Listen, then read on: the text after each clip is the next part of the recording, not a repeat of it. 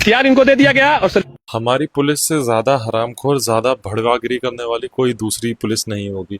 मेरा यही कहना है, किसी भी कंट्री की नहीं, शायद हमारे से बात हो।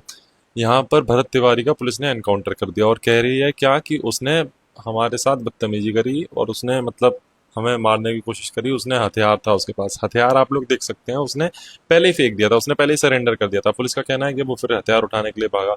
अरे हथियार उठाने के लिए भागा, तुम्हारे पास ही तो भागा हो ना, तुम्हारे पास हथियार पड़ा है, तुम उसे उठा नहीं सकते? और वीडियो में तो तुम साफ उठाते हुए दिख रहे हो। क्या सिर्फ रिश्वत ही उठाना जानते हो? सिर्फ हराम का पैसा ही खाना जानते हो?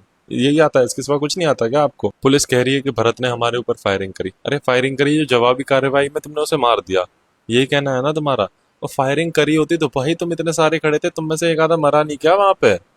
मतलब ये तो एक प्रैक्टिकल बात है ना। अगर सामने 10 लोग खड़े हैं, 40 लोग खड़े हैं, मैं बीच में ऐसे करके गोली चला दूं, किसी के तो लगेगी, किसी एक के तो लगेगी, कहीं पे तो निशान आएगा, किसी के तो कुछ हुआ होगा।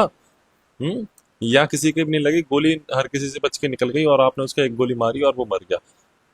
पुलिस कह रही है कि हमने मतलब गोली मारने के बाद उसे हम तुरंत लेके भागे, हम अस्पताल की तरफ भागे, लेकिन वहाँ के स्थानीय लोग और जो वहाँ पर लोग मौजूद थे उस एरिया में पर्टिकुलर टाइम पर, वो कह रहे हैं कि नहीं, वो कम से कम आधे घंटे वहीं रहा, उसे लेकर ही नहीं गई पुलिस। पुलिस ने उसे तड़पते रहने दिया और बाद में जब लेकर गई तब उसकी मौत हो गई वहां पर। मामला इतना बढ़ गया कि बाद में इसके बाद पुलिसकर्मियों को सस्पेंड कर दिया गया, कुछ पुलिस वालों को। लेकिन कुछ वो भड़वे थे वो रह गए।